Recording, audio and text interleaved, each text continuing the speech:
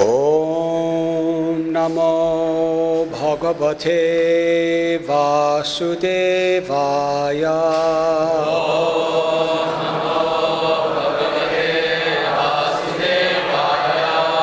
Om Namo Bhagavate Vasudevaya. Namo Bhagavate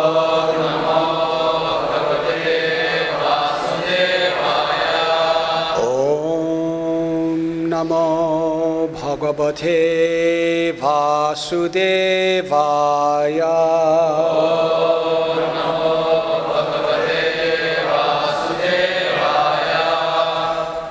Rahasya Bhava Gambiram Jigrantyatmanam-atmana Kantya Sasarja Bhagavan Gandharvapsarasam Ganan.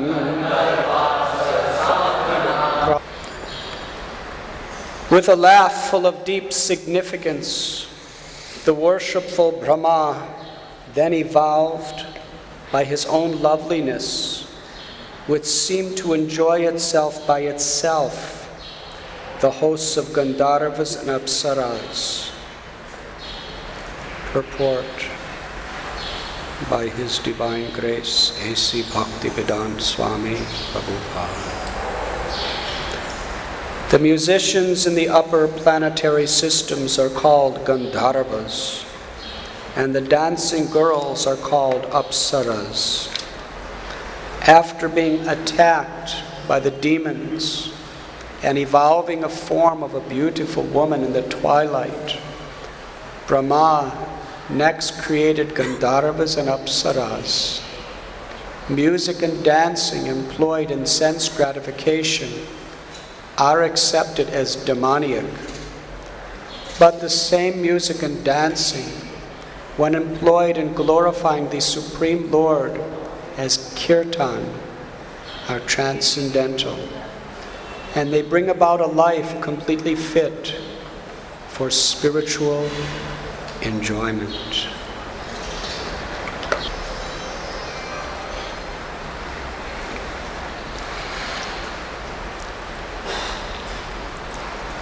I am very grateful to be amongst you. Sri Radha Ras Bihari's most auspicious home, Srila Prabhupada's blessed office.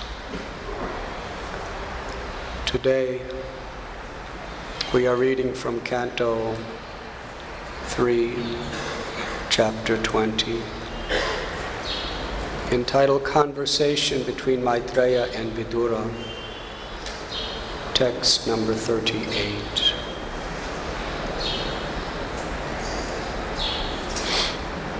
In previous chapters, in previous verses,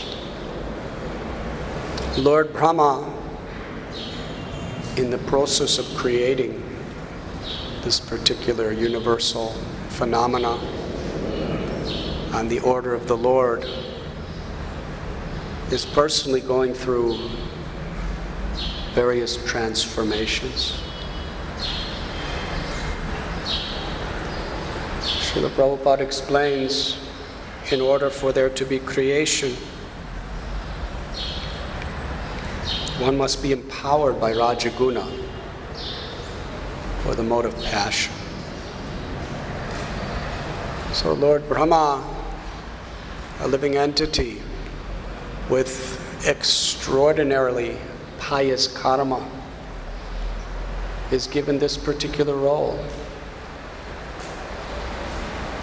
Born directly from the navel of Lord Vishnu, the first person he meets in his life is Lord Vishnu, who not only gives him the knowledge of the Vedas, which tells the whole purpose of life within the universal creation, but is also empowered on behalf of the Lord to do the work of creation. A very extraordinary service.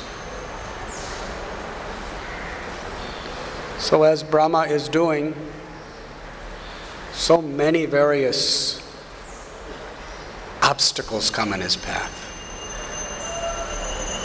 And each time he has to turn to the Lord to help him. This is the nature of service. Whatever service we may be given on behalf of Krishna, undoubtedly obstacles will come on our path. Sometimes very dangerous and apparently impossible difficulties.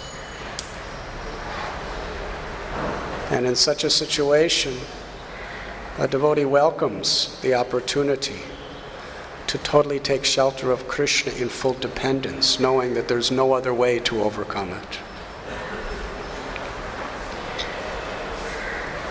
When Srila Prabhupada was on Jaladuta, executing the order of his spiritual master and Krishna, he saw before him impossible obstacles to overcome. The obstacle of his frail age, going to a foreign land, no facilities, practically no proper contacts, no money. He didn't even feel that he spoke English in such a way that it could be understood. He was going to a land where no Vaishnav had ever put his feet. Very difficult, impossible. And factually, besides his Guru Maharaj, everybody told him it is impossible. Give up the hope. Sumati Murarji, his very loving well-wisher, she said, Swamiji, do not go, impossible, you will die.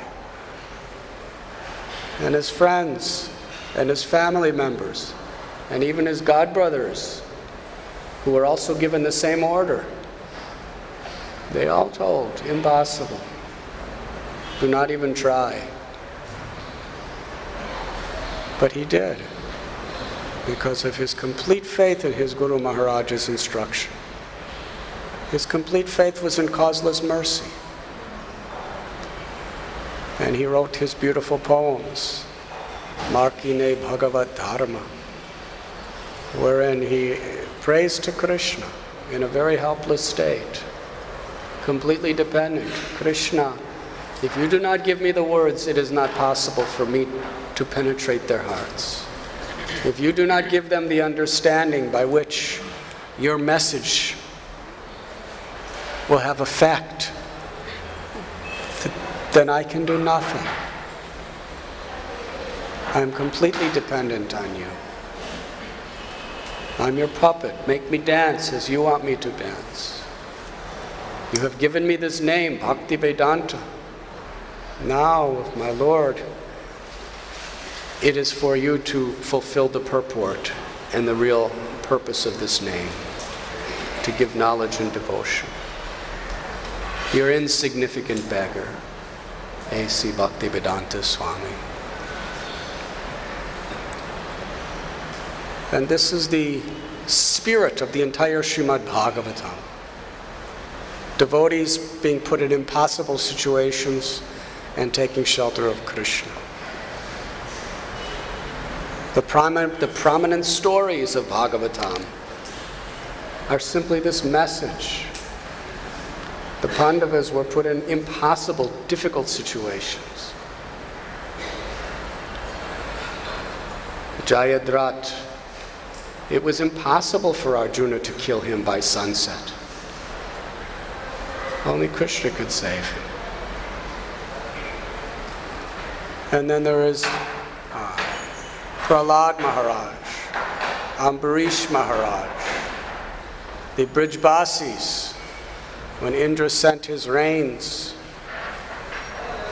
What could simple cowherd men, cowherd ladies, and cows and bulls do against the Samvartaka clouds?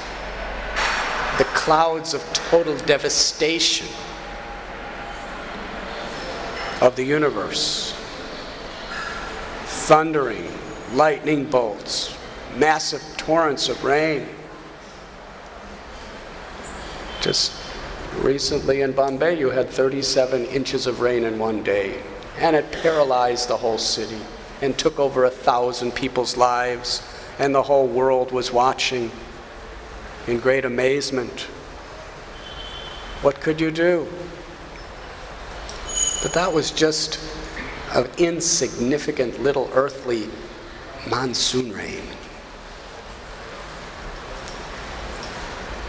But the clouds of devastation, Samvartaka clouds, it didn't fall in drops like that 37 inches in a day.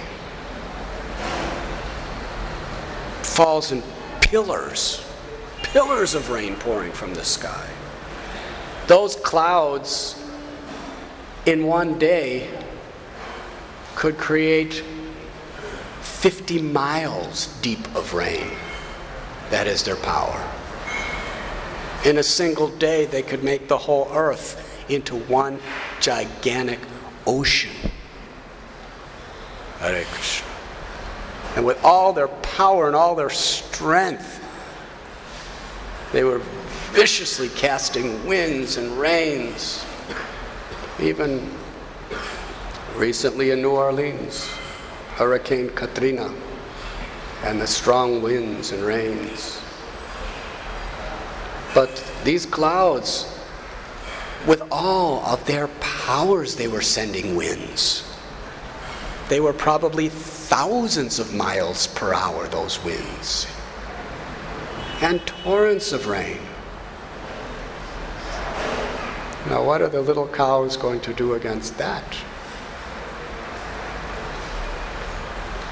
Srimad Bhagavatam is all about this story. They all turn to Krishna. Krishna, Krishna, Mahabaho. You are very strong, Krishna. Please save us. The Brijavasi said, please save us, Krishna. And look, your cows, they are in distress. Your cows are in distress. You are the protector of cows. So Krishna smiled and lifted Giriraj, Govardhan. And just by the power of the touch of the tip of his little finger on the bottom of Govardhan Hill, Giriraj was so empowered that 7 days of these massive winds and rains, they could not remove a single leaf from a single tree on all of Govardhan Hill. Hare Krishna. Not a drop of water came under the hill. And not a single blade of grass was uprooted on top of the hill. When Krishna wants to protect, there's nothing to fear. Bhajahure mana Sri Nandanandana abhaya charana ravindare. This is Srimad Bhagavatam. That we pray to our mind. Please engage yourself in the loving service of Sri Nandanandana. Then there is nothing to fear. Otherwise, this world is full of fear. At every moment, there's something to fear. And for an ordinary person, the only reason they're not in fear at every moment is because they're ignorant of all the possibilities of what could go wrong. So many things to fear. But for a devotee like Prahlad, or Ambarish, or Pandavas, or Brijavasis, or Srila Prabhupada, there was nothing to fear. Because the greater the obstacle, the deeper one takes shelter of the Supreme Personality of Godhead. So Lord Brahma, out from his rear side came some demons. And immediately they attacked him to have sex with him. This was unbelievable to Lord Brahma. Just newborn children who were boys. They were so lusty, they just attacked him to have sex with him. And first he thought it was humorous, but then he realized that they were serious. And they were about to overpower him. And he ran away. And ultimately he had to take shelter of Krishna. And Krishna told him, give up your body. Cast off this body. So he cast off. Sridhar Swami, original commentator of Bhagavatam, describes that he cast off his subtle body, not his gross body. Actual progress in spiritual life is to cast off one's subtle body, one's false ego, and all of the desires and attachments that it has. Because we have both the gross body and a subtle body. Srila Prabhupada explains, what is liberation? Liberation means to be free from your subtle body. Death doesn't solve anything, really. Suicide doesn't solve any problems. It only makes things worse. You die physically, and according to your subtle body's condition, you have to take birth to experience all the karmas that are meant for you. So really, death isn't anything. Doesn't help in any way. But death to the subtle body, that is liberation. Death to the false ego and all the mind's materialistic attachments. So it describes herein that Lord Brahma's body, his subtle body, took the form of an evening twilight.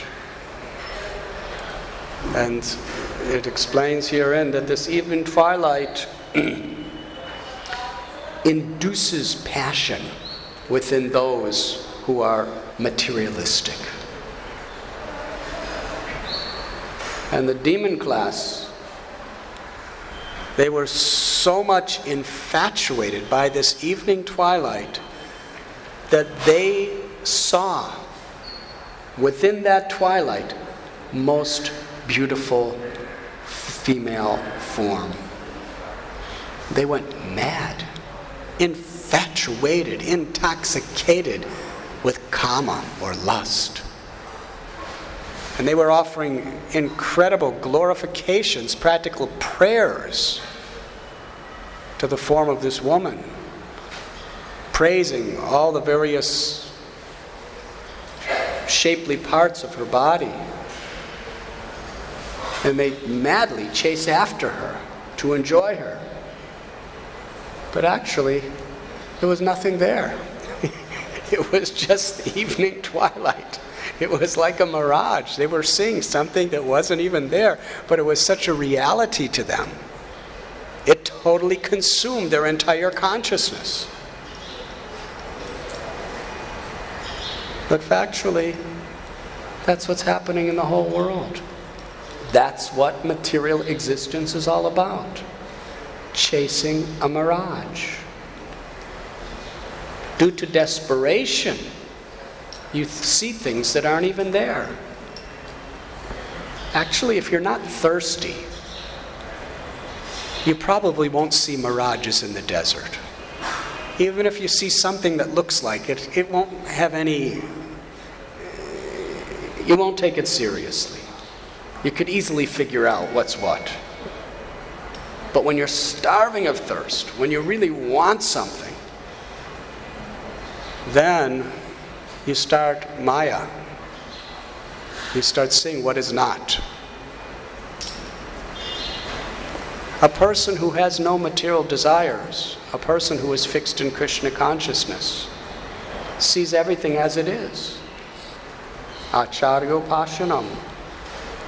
One who hears from the spiritual master understands everything as it is. However, when we are infatuated by so many unfulfilled desires for our own material enjoyment, and we're always looking, hoping, searching to find the fulfillment. And then Maya takes charge. And she creates an appearance of what is not. Srila Prabhupada defines Maya as that which is not. The whole world becomes nothing but one mirage after another, one illusion after another. Just something to somehow, the mind has to find something to fulfill its desires. The mind becomes obsessed with its desires for sense gratification. And Maya doesn't even have to create anything, really. We see things that aren't even there. We all have this experience in the mind, is it? Sometimes you worry about things, and sometimes you crave and long for things that don't even exist. Experiences that don't even exist. We just manufacture and manufacture and manufacture. That's the nature of the mind. And then the intelligence, when it's overcome by the mind, it creates havoc. So this is what happened to the demons. They're just looking into the twilight and they're all seeing the same thing. The girl of their dreams, the most beautiful personality. And they're chasing after her. Totally obsessed. Their minds, their unconsciousness is consumed by something that doesn't even exist. So the soul wants to find pleasure, but as long as the soul is under the influence of the ahankar or the false ego, it's thinking, I'm this body, I'm this mind, and then all sorts of illusions come by. The soul is looking for real pleasure. The soul is looking for real love. And we see dead matter. Just nothing but dead matter. And that infatuates us. Yes? We're thinking it's going to make us happy. It's like the evening twilight. The Pungshastriyo Maituni Bhavametam. Rishabdev explains the basic principle of material existence is this infatuated attachment between male and female. But really, what is it about? It's so illusory because the soul wants love, spiritual love. But it's looking toward a dead corpse. Srila Prabhupada explains, what is this body? It's a dead corpse flapping for a few minutes only. It's the soul that gives it consciousness. It's the soul that gives it life. But the body's dead matter. But the soul wants to enjoy. And we're trying to find beauty and substance in these bodies. But really, what is it? Actually, Maya really creates an embarrassing situation. Blood and pus and stool and urine and marrow. I mean, there's just not even a fraction of an inch of covering of skin. Yes? And everything underneath is horrible. Yes? If you go to a hospital and you see just a body that's slightly cut open, it turns your stomach. You have to be a doctor to tolerate it. I know one person, this person went through all kinds of years and years and years of medical college to be a doctor. But then when he actually had to deal with blood and open wounds, and he just started vomiting. He couldn't tolerate it. It's just too much. So really, what is it? Just a thin little tiny layer. And it's only beautiful because of the relativity of your eyes. If your eyes had a higher magnifying power, you would just see all kinds of holes in this body and hairs growing out of this body. It would be disgusting. Did you ever put your hand under a magnifying glass? It's not something attractive. It's very grotesque. all the pores and holes and little bacterias crawling around. So Maya just creates these eyes that just sees in a very relative way to make something look like what it is not.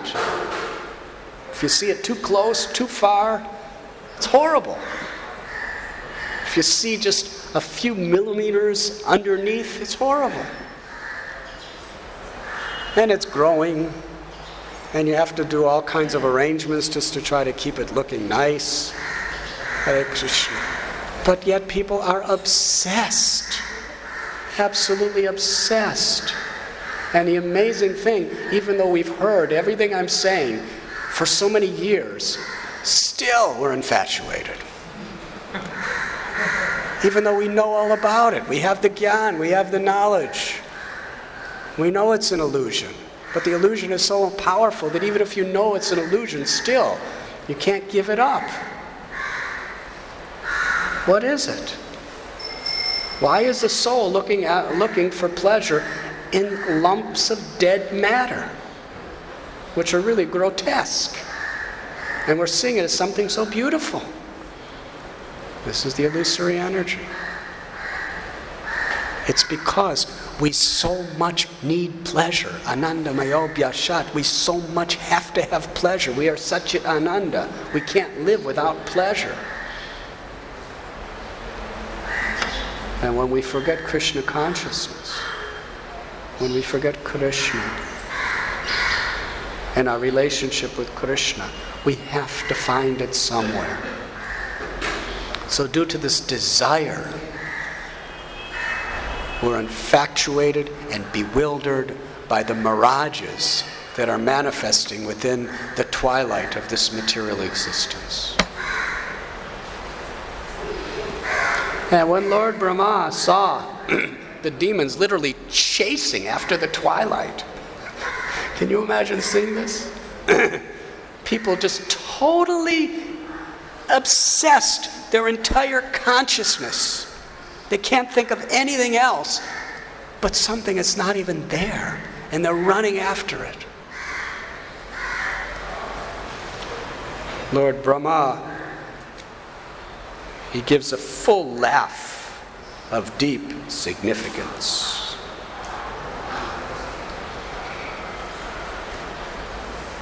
And then he created the Gandharvas and Apsaras. And Srila Prabhupada writes herein, next, after this beautiful woman in the twilight, he created Gandharvas and Apsaras. Music and dancing employed in sense gratification are to be accepted as demoniac. But the same music and dancing, when employed in glorifying the Supreme Lord as kirtan, are transcendental, and they bring about a life completely fit for spiritual enjoyment. Vishayavani vartante niraharasya dehina rasavarajamrasopyasya param dristvani vartate. Only solution. Yes, even after so much knowledge and so much information about the illusory pursuit of the vain objects of sense gratification, still there's such attachment. Krishna says in Gita, Yatato hyapi konteya purushasya vipashtata. Indriyani pramatini haranti prashabhamana. The senses. And the number one of the senses is the mind. The mind and senses are so strong and so impetuous with their desire to enjoy. So strong and impetuous that even an intelligent man of discrimination who is endeavoring to control them is often bewildered. But then Krishna explains, but one who experiences a higher taste, that person is fixed in consciousness. And this is what Srila Prabhupada is speaking to conclude this beautiful purport. That we're all looking for pleasure in various ways. Bhakti is the art of replacing our demoniac tendencies for material enjoyment with the most virtuous, divine, eternal propensities for the service of Krishna. We cannot simply say no to the senses. Aruya Krishnena Paramparam Tata. Even those who have perfected the art of saying no to the senses. Neti, neti, neti, not this, not this, not this. And actually achieve Brahman realization, that undifferentiated realization of the impersonal aspect of the absolute truth. Because they are not in their constitutional position, which is Satchidananda. They are experiencing the Sat, but not Ananda. The nature of the soul is to love, not simply to exist peacefully.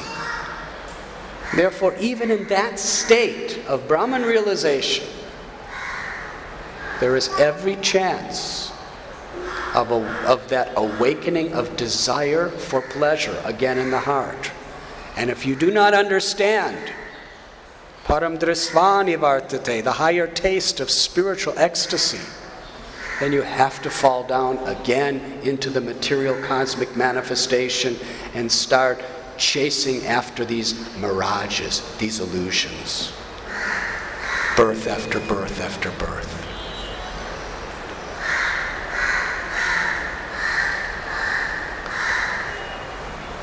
Prabhupada explains herein that music and dancing employed in sense gratification are so very entangling. But yet they're so attractive. Why? Why are they so attractive? Because it's our constitutional nature to dance and sing.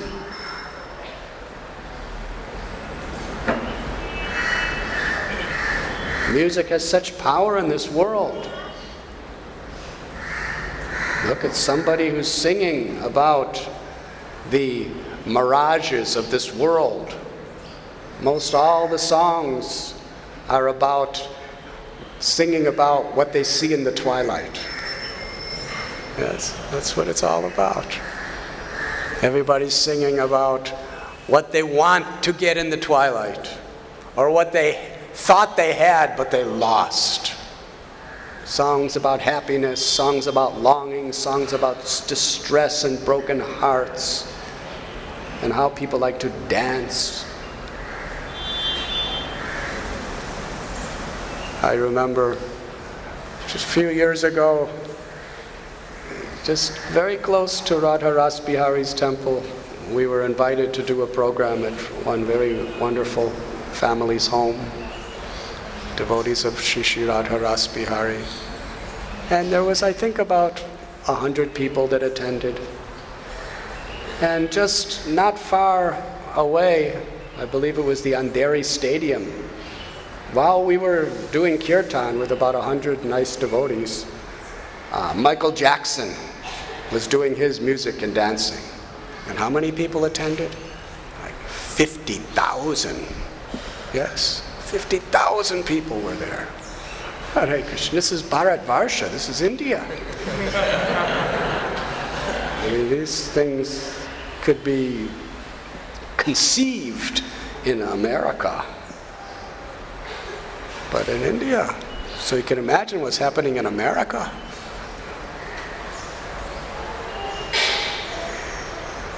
And recently I was in London, and I was with a very prominent person, and he got a call from a very prominent aristocratic person from Bombay, from a very, very high distinguished family.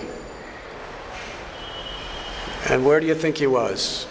He was talking about how he just came out of the Rolling Stones concert. Hare Krishna, was dancing. So much attraction.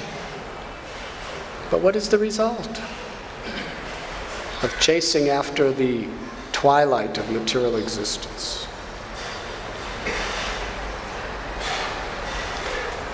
The result is further infatuation, karmic bondage, but worst of all, just such a total waste of time in this valuable, precious human life. Every moment is so valuable. Generally, a spirit soul has to evolve through millions and millions and millions of species to come to human life. And to waste our time, and Maya is so expert. She just steals away moment after moment after moment. She doesn't say, come to this concert, enjoy this pleasure forever. For materialistic people, she says, yes, enjoy this forever. And they just run to her, wholesale. They sell their souls. But a devotee has knowledge. A devotee understands, this is going to cause suffering. This is keeping me away from Krishna. So Maya will tell us, devotees, just enjoy this for 1 or 2 times, or maybe for a few weeks or a few months, and then you'll give it up. Because you need it now. You just, some relief, some balance. You need it now. But the problem is, she never gives up. The more you get, the more you become attached, and the more she infatuates.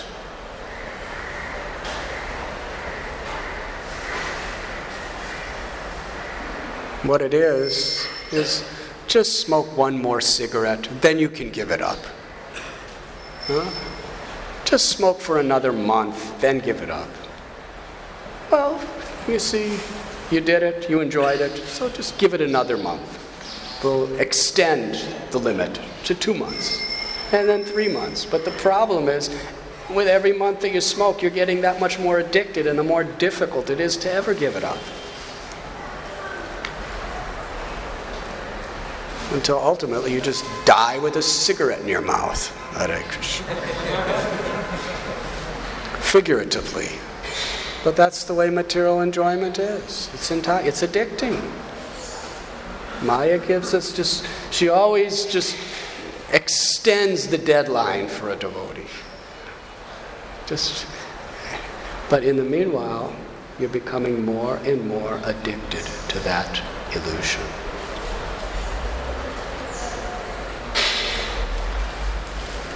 So Srila Prabhupada explains that bhakti is the most practical, the most dynamic of all systems of yoga. Because it's practical and it's real. And it is also the constitutional nature of the eternal soul. What is bhakti about? Dovetailing our propensities. Looking for pleasure, enjoy serving Krishna. Enjoy giving pleasure to Krishna. This is real pleasure. Selfishness is the cause of all of our sufferings. It's the cause of all the sufferings in the entire cosmic manifestation. The root cause of everything that is causing misery is our desire to enjoy selfish desires. That's all. Our nature is to serve, to enjoy giving pleasure to Krishna. Therefore, Prabhupada said, you cannot stop eating, but you eat nice prasad. And therefore, you're having some experience of enjoyment, but you're doing it under Krishna's direction. You're pleasing Krishna. That's why prasadam purifies you. Because by eating it, you're pleasing Krishna. When you please him, he gives you his mercy. It's not just some automatic thing. The fact is, Krishna eats the prasadam and invests his own mercy within that foodstuff. And by taking prasadam, by honoring prasadam, even if you don't know what it is, somehow or other you're pleasing Krishna by doing that, by accepting his mercy.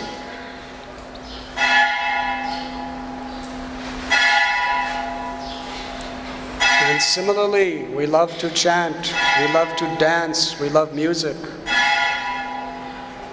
we love bells. So many bells going in this world. Every morning people have their alarm clocks with bells ringing. Yes. Get up, go to work, so you can maintain your sense gratification. That's what it's about. So what are those bells? Just mundane bells. But when the bell rings for Krishna, or when the alarm clock rings to wake us up for Mangalarti, that bell is very purifying.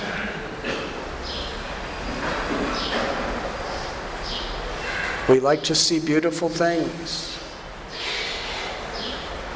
I was listening to a tape where Srila Prabhupada is saying, you like to paint. Don't give up your propensity to paint. Paint for Krishna. We like to speak. The tongue wants to vibrate. It wants to vibrate so many things. Prajalpa drains our consciousness, drains our bhakti from our heart, Prabhupada explains. The more you talk gossip and nonsense, the more you drain your propensity for Krishna consciousness from your heart. But to remain silent, that is not the goal of life. Why did Krishna give us a tongue if we're supposed to remain silent? Prabhupada explains that some gurus tell their disciple to become Moni Baba. Don't say anything. Just because they're talking so much nonsense. Just to stop them from talking nonsense and polluting the environment, just don't say anything. Something like Lord Buddha. The Brahmins were misusing the Vedas so much. They were so helplessly, hopelessly just misusing the Vedas. He said, just stop reading the Vedas and just do what I say. So similarly, when we misuse something so much, sometimes we're just told, stop. But that's not perfection. Perfection is to use it properly. Krishna has given us these tongues as the most sevon mukhi jivado swayam eva spuratyada. Through the tongue alone, we can achieve the ultimate perfection of life. The beginning of devotional service is to hear and chant the glories of the Lord. So yes, with this tongue, to speak about Krishna, to sing about Krishna, to fill the environment with Krishna. That is the purpose of life. And to dance for Krishna. When employed in glorifying the Supreme Lord as kirtan, this chanting and dancing is transcendental, and they bring about a life completely fit for spiritual enjoyment. Prabhupada's brilliant genius is he created Sri Sri Radha Ras Bihari's temple. Why? Simply out of his causeless mercy. Prabhupada was happy at Radha Damodar temple in Vrindavan. He didn't need anything. Why did he fight against the Bombay Municipal Corporation? He fought against his own lawyers. He fought against the lawyers of powerful, influential people who had government contacts that were out to destroy his mission here. It was a battle that lasted years. And Prabhupada was having his devotees working so hard in various places of the world. Devotees sacrificing their lives in America, in Japan, in Europe, so many places, just to collect money to build this temple. Why? Why so much beautiful carved marble? Carved teak wood, nice guest rooms, air conditioning, nice beds, restaurant, lobbies, auditoriums, and such beautiful deities, decorated with such luxurious clothes and jewels. Why? Because Prabhupada understood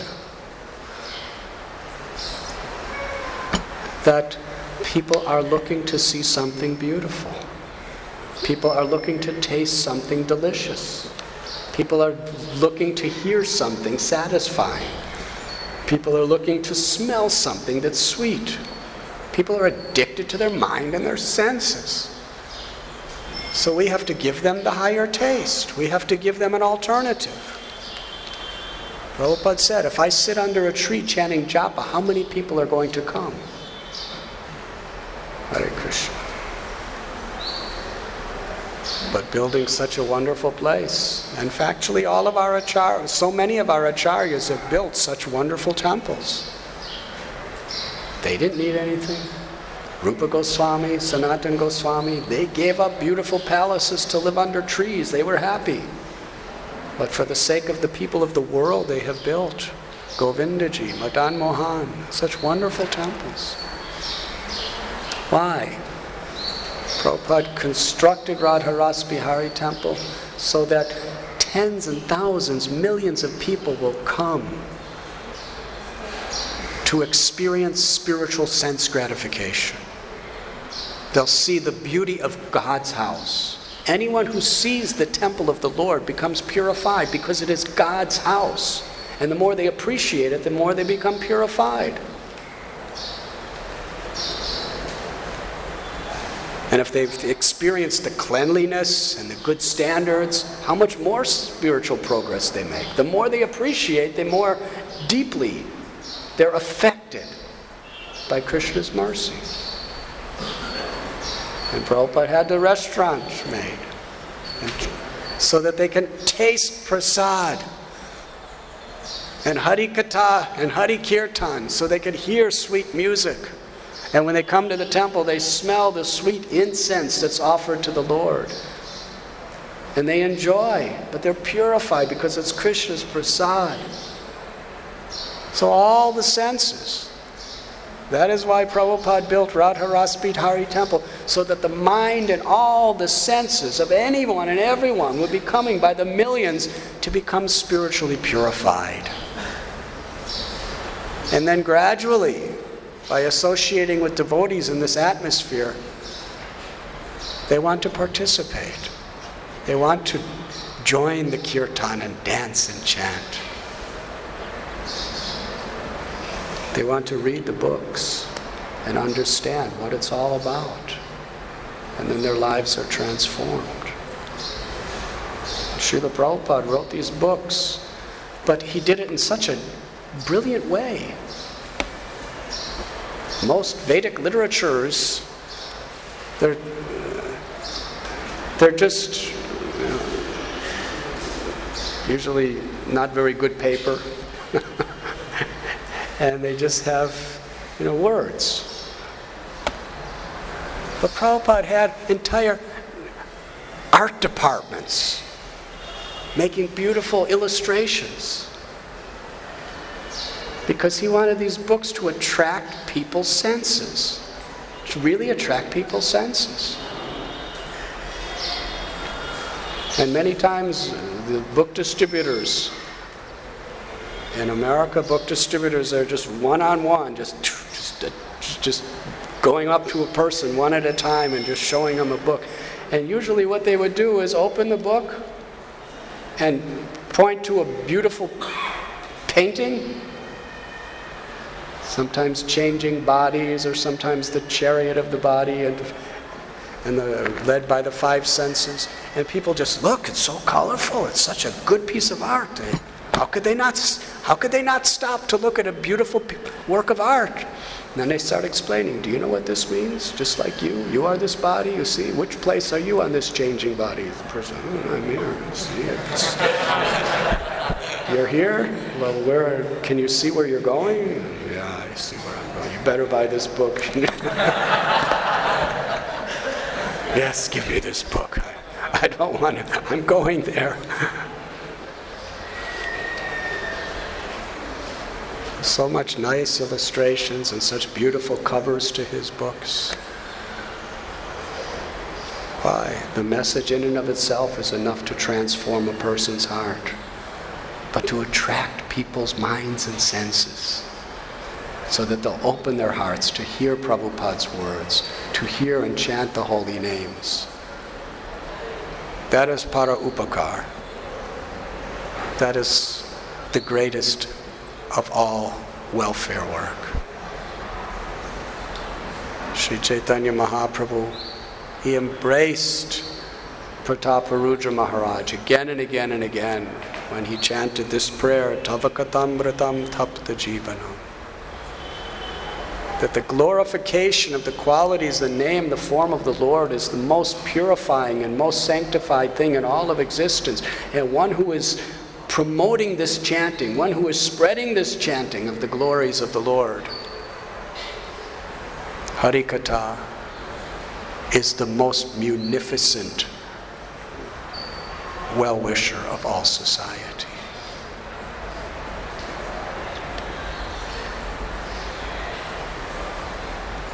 So yes, people are chasing the illusory forms within the twilight of Brahma's creation. They have that propensity, so we want to attract them to see the real substance of the beautiful name, form, and qualities of Krishna, the Supreme Personality of Godhead. Srila Prabhupada Ki Jai. Thank you very much. Should we end here?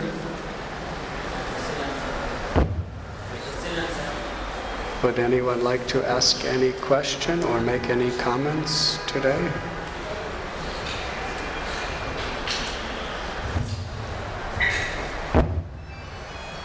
Hare Krishna Maharaj. Hare Krishna.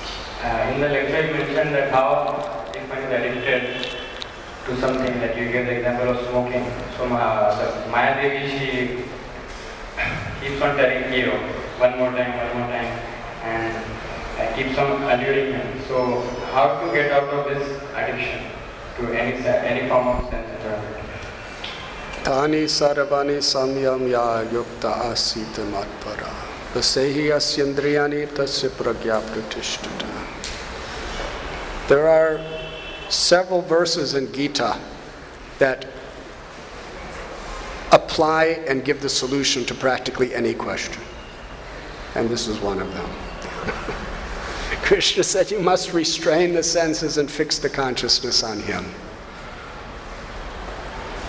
So we must understand through knowledge. Prabhupada told us we must read his books. If we do not read his books, if we do not discuss the subject matter of his books, Maya has all power to bewilder our intelligence, to cloud our discrimination. So therefore we must be fixed to knowledge. And what is that knowledge? To understand what is this material existence? What are these mirage illusions within the twilight of material existence that we're so addicted to trying to enjoy? And what is the real substance? Prabhupada said the fact that there's so many counterfeit currency means there must be real currency. There's no value or attraction to fool's gold unless there's real gold. So similarly, why are we so attached to illusory enjoyment? Because there must be real enjoyment. This world is a perverted reflection So we must simultaneously say no to the cigarette and engage our senses in a higher experience. We can say no to materialistic music in the modes of passion and ignorance. And simultaneously hear the glorious Hari Katha and Hari Kirtan. We could say no to sinful food that is simply a product of material nature. Krishna tells in Gita that any food that is not offered in sacrifice to him is sin. You're eating sin. I recently heard a beautiful lecture of Prabhupada where Prabhupada was saying, we are not promoting vegetarianism, we are promoting prasad.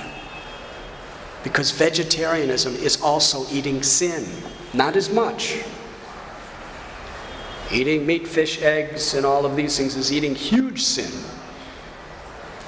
Eating vegetarian is eating little sin. But eating prasad is pure, without karma, that elevates our consciousness. So yes, we have that propensity. Tapo divyam putra kayena sattvam. Human life is meant for tapasya. And what is tapasya? To say no to what is unfavorable for devotional service. But in order to do that with continuity, we must say yes to those things that are favorable for devotional service. And in the association of devotees, this process is very pleasing to the heart. Because the association of devotees gives us the strength, the stability by which we could carry on saying no to Maya and yes to Krishna. The idle mind is devil's workshop. Now you've seen people trying to give up smoking cigarettes according to your analogy. If they just sit at home saying, I'm not going to do it, I'm not going to do it, it's very difficult. Very, very difficult. But if they're out distributing books and worshiping the deity and preaching and doing so many wonderful services to Krishna, then their mind is occupied. They're experiencing a higher taste. And gradually that inclination is cleansed. Cheto darpana marjana.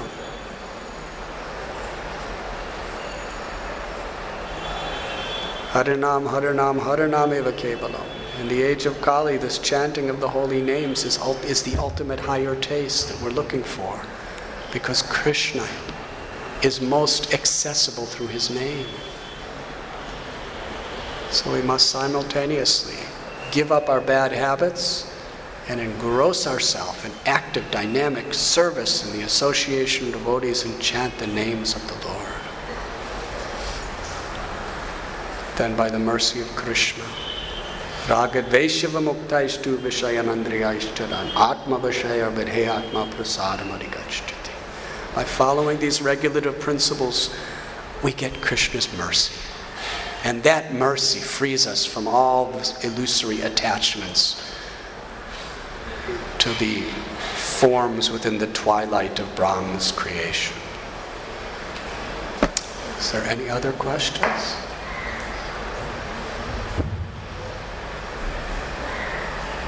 Thank you very much. Srila Prabhupada ki His Holiness Radha Sabha ki